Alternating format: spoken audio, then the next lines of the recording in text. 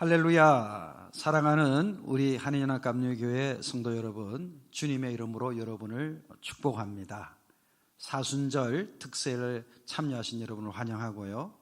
오늘도 2월 20일 토요일 이 귀한 새벽에 함께 말씀 중에 큰 성령의 위로하심과 또한 깨닫게 하심과 결단케 하시는 은혜가 함께 하시기를 주의 이름으로 축복합니다. 오늘 저는 말씀 본문을 묵상하면서 설교 제목을 인생과 영혼을 이렇게 건축하라, 인생과 영혼을 이렇게 건축하라는 주의 말씀을 묵상하게 되었습니다. 오늘 성경 본문에 보면은 우리가 바라보게 되는 그 성에 대한 캐슬에 대한 그런 컨셉이 담겨져 있습니다.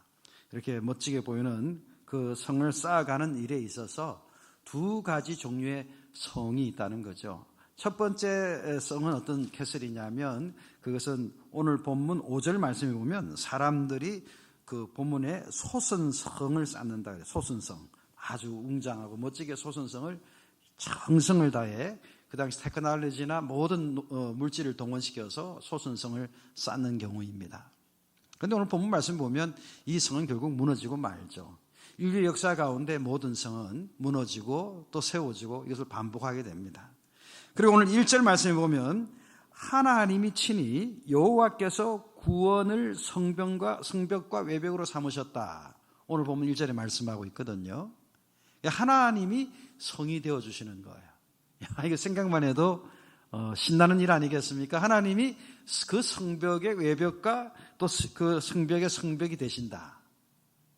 오늘 저와 여러분들이 남아있는 인생살이 가운데 이렇게 하나님이 이와 같이 우리의 성이 되어주시는 그런 행복한 믿음 생활 되시기를 주의 이름으로 축복합니다.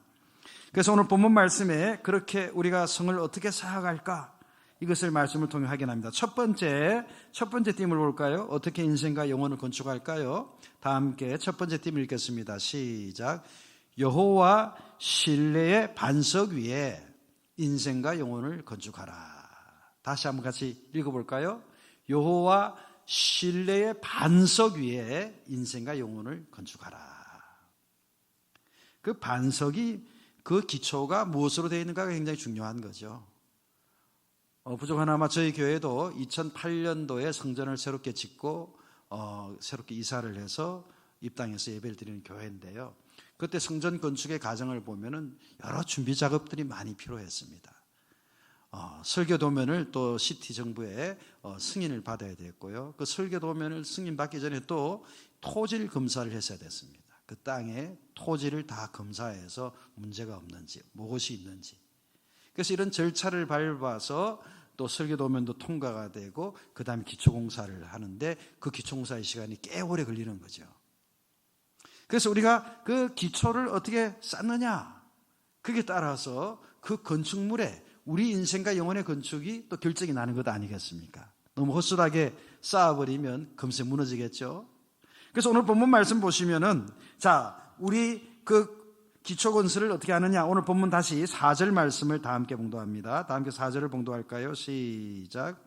너희는 여호와를 영원히 신뢰하라.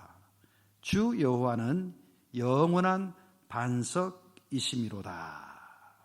너희는 여호와를 영원히 신뢰하라, 의뢰하라. 이것이 하나님을 반석으로 하여서 그 인생과 영혼을 건축하게 된다는 것입니다. 우리가 하나님에 대한 신뢰가 얼마나 든든한가에 따라서 그 반석이 깨어지느냐, 든든히 그 기초를 받쳐주느냐, 그걸 좌지우지한다는 거지요. 사랑하는 우리 성도 여러분, 여호와를 의뢰하며 신뢰하여서 그 여호와가 영원한 반석이 되는 그러한 인생과 영혼을 건축하는 저와 여러분 되시기를 주의 이름으로 축복합니다. 이 오늘 본문 말씀 보면 두 번째로 우리가 어떻게 이 인생과 영혼을 건축할까요? 우리 다 함께 두 번째 띠을 같이 한번 읽어볼까요? 시작. 여호와 구원의 성벽으로 인생과 영혼을 건축하라. 여호와의 구원의 성벽. 오늘 본문 말씀 1절을 다 함께 봉독합니다. 다 함께 봉독할까요? 시작. 그날에 유다 땅에서 이 노래를 부르리라. 우리에게 견고한 성읍이 있으며 여호와께서 구원을 성벽과 외벽으로 삼으시리로다. 견고한 성읍이 있는데 그 성읍은 어떤 성읍이냐? 여호와의 구원, 여호와께서 그 구원을 통해 그 성벽과 외벽을 삼으신다. 예. 바로 오늘 본문 말씀을 묵상해 보니까 오늘날의 능력과 과학은 항상 한계가 있죠.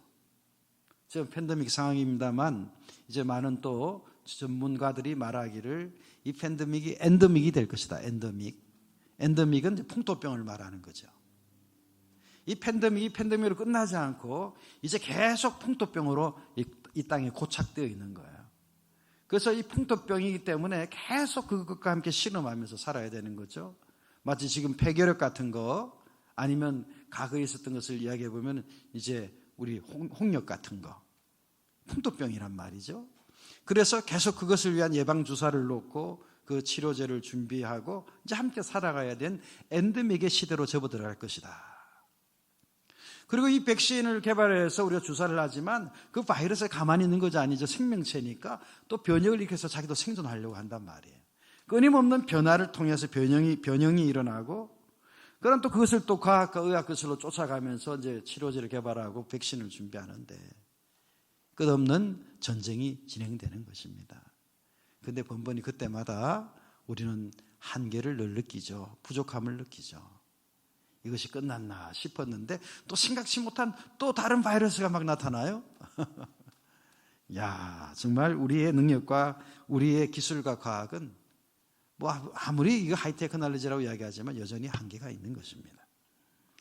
그런데 이렇게 우리 인생과 영혼의 무너질 성벽을 하나님께서 구원을 통해 친히 성벽과 외벽이 되어주시겠다는 거예요. 사랑하는 성도 여러분, 저와 여러분의 인생과 영혼이 하나님의 구원으로 말미암아 그 구원하심의 은총으로 성벽과 외벽을 쌓을 수 있는 그런 믿음 생활 되시기를 주님의 이름으로 축복합니다. 세 번째 오늘 본문 말씀 보면 우리가 또 어떻게 우리 인생과 영혼을 건축할까요? 세 번째 띠을 같이 한번 읽어볼까요? 시작. 의인의 평탄한 첩경으로 인생과 영혼을 건축하라. 여기 보는 본문 말씀 보니까요, 7절 말씀에 첩경에 대한 이야기가 나와요. 첩경, 지름길이죠. 우리 다 함께 7절 말씀을 봉독할까요? 시작. 의인의 길은 정직함이요 정직하신 주께서 의인의 첩경을 평탄하게 하시도다. 우리가 인생과 영혼을 건축하는데 평탄한 첩경이 있다는 거예요. 평탄한 지름길이 있다는 거예요. 여기에서 LA에서 저 북쪽으로 메인주까지 만약에 대륙횡단을 한다. 만약 그때 자전거를 타고 간다면 어마어마한 시간이 필요할 겁니다. 또 그것을 좀 좁혀주는 게 자동차죠.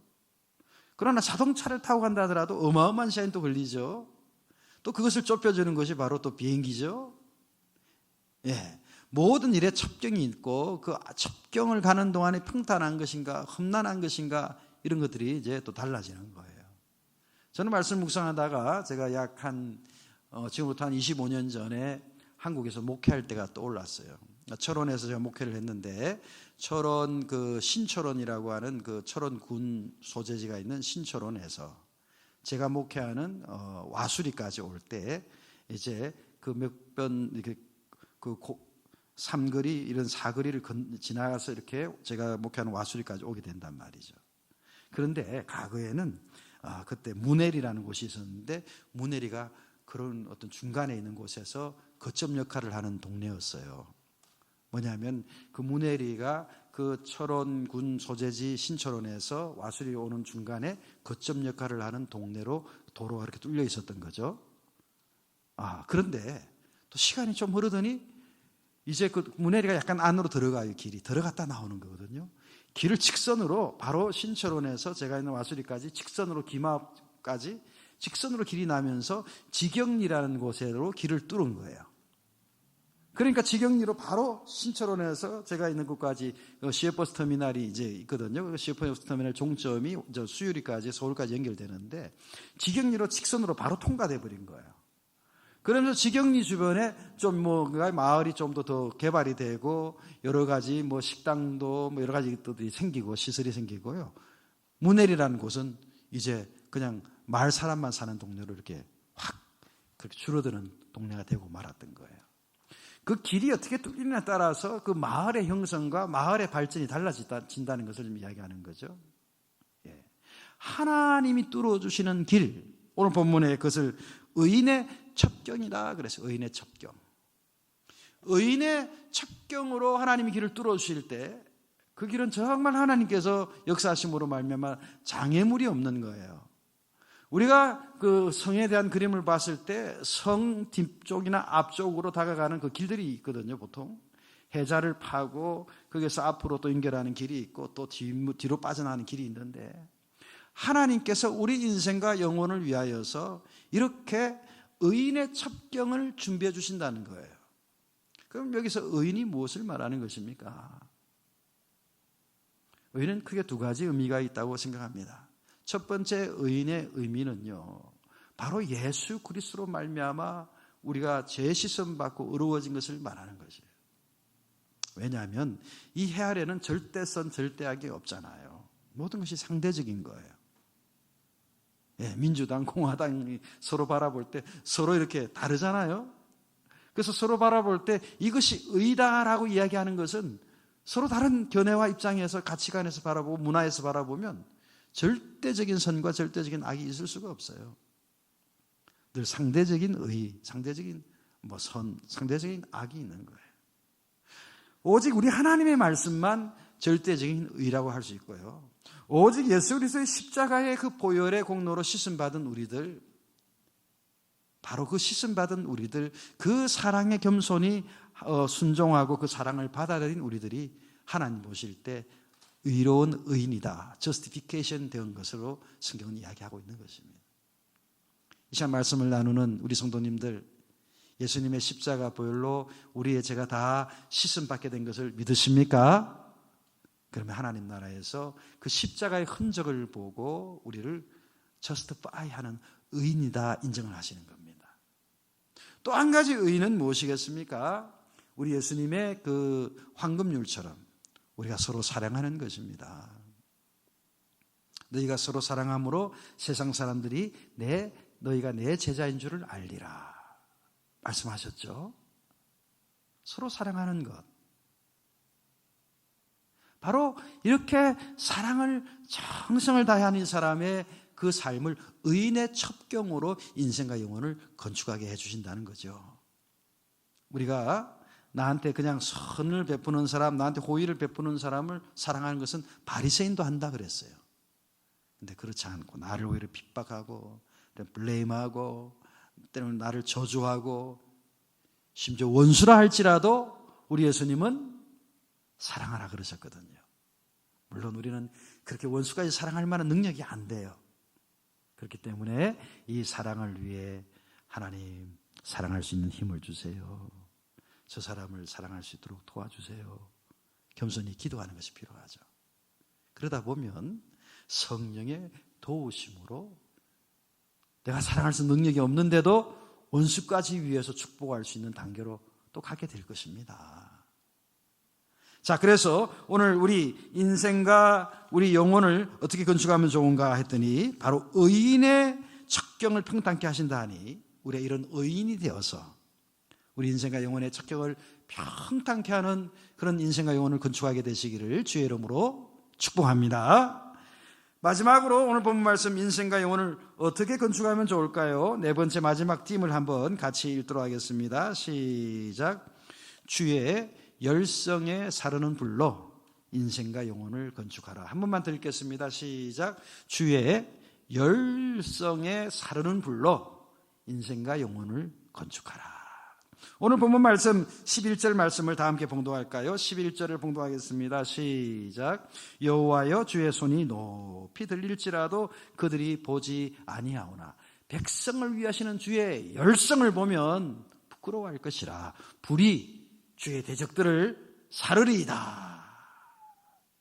백성을 위하시는 주의 열성이 있는데 그 열성에서 나오는 그 불이 주의 대적들을 다 사르게 될 것이다. 오늘 말씀하고 있습니다. 이 성을 건축하는 데 있어서 기초로 그런 어떤 하나님을 신뢰하는 반석 위에 성을 짓고, 그리고 구원의 성벽과 그 외벽을 여호와의 곤으로 삼고, 그리고 의인의 평탄한 척경을 준비하고, 이 과정들은 다 어떤 그 성벽을 건축하는데 어떤 방어적인 컨셉이 강합니다. 그죠? 이것을 세팅하는 컨셉이에요. 그런데 마지막 띠은 뭡니까? 열성으로 주의 불이 대적을 사른다. 그 말씀은 뭐예요? 공격형 무기가 여기 있다는 거예요. 우리 영적 전쟁 속에서 살아갑니다. 이렇게 우리가 인생과 영혼의 성을 짓지만 정신없이 원수 마귀는 도전해 옵니다. 도전해 올 때 그냥 두드려 맞는 정도로 늘 코너에 몰린 사람처럼 늘 공격만 당한다면 얼마나 그 신앙생활이 힘들겠어요. 그런데 오늘 성경이 이야기하는 거죠. 오늘 11절 말씀에 백성을 위하시는 주의 열성이 나타난다는 거예요. 백성을 위하시는, 자기의 백성을 위하시는 하나님의 열정이 나타난다는 열정. 저는 이 열정이라는 표현, 인수시에이즘이라는 단어를 참 좋아합니다. 이 인수시에이즘이라는 이 단어, 인이 인투거든요. 접두어. 이 스스라는 것은 제우스, 수수신, 제우스, 하나님을 말하는 거예요. 그러니까 하나님 속으로 들어가면 무엇을 발견할 수 있어요? 하나님의 열정을 발견할 수 있는 거예요. 우리를 사랑하는 열정, 우리를 구원하시는 열정, 자기의 백성을 위하시는 열정을 보게 되는 거예요. 그래서 하나님 속으로 들어간 그 사람이 그 열정을 보고 어떻게 된다? 인투시에이즘, 자기도 그냥 열심히 일어나게 된다는 거예요. 그러니까 하나님과 동행하면, 하나님과 하나가 되면 될수록, 하나님 말씀을 묵상할수록, 하나님께 예배하면 예배할수록 우리가 어떤 상태가 된다? 인투시에이즘, 하나님 속으로 들어갔더니 하나님의 열성을 보게 되고, 그래서 우리도 열정적으로 변화되게 된다. 그때 어떤 일이 생깁니까? 11절 말씀 제일 끝에 보니까 불이 일어나서 대적들을 다 불살라 버린다는 거예요. 마치 우리 인생과 우리 영혼의 승리 역사가 여기에 나타난다는 거예요. 그러니 우리 인생과 영혼에 우리 이렇게 승리하는 건축을 위해서 무엇이 필요한가? 바로 이런 열정, 인투시에즘이 필요하다는 거예요.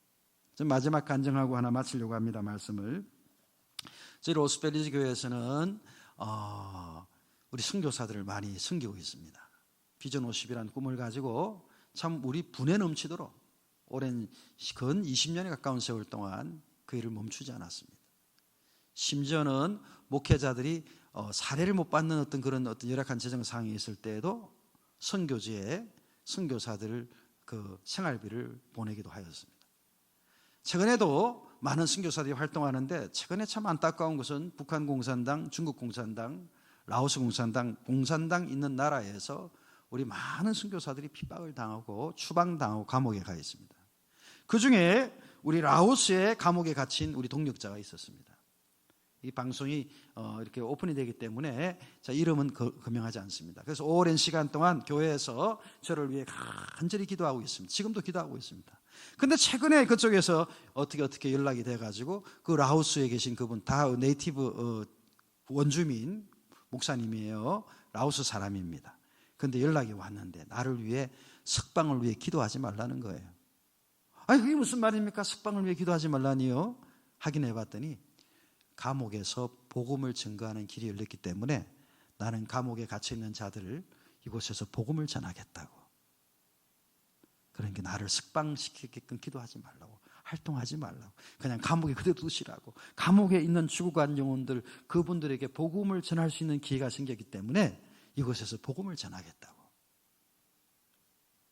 야, 정말 그 가족들도 계신 목사님인데, 그 라오스의 목사님, 그 목사님이 그런 열정을 가지고 감옥에 있는 것입니다. 오늘날에도요, 많은 우리 동역자들이 선교의 최전선에서 열정을 가지고, 인투시에이즘을 가지고, 이와 같이 디모데후서 1장 8절과 같이 사도 바울이 남긴, 그래서 디모데에게 한 말씀처럼 갇힌 자 된 나를 부끄러워하지 말고 너도 복음과 함께 고난을 받으라. 이 열정을 디모데후서 1장 8절에 남긴 말씀과 같이 지금도 그렇게 열정을 다해 목숨을 다해 사역하는 많은 주의 종들이 있는 것입니다. 이번 사순절을 보내면서 우리들도 이와 같은 열정으로 나아갈 때 주의 불이 나와 모든 대적을 불사르게 되는, 그래서 저와 여러분의 인생과 영혼이 이와 같이 놀랍게 하나님에 의해 건축되어지는 승리하는 믿음 생활, 승리한 사순절이 다 되시기를 주님의 이름으로 축복합니다.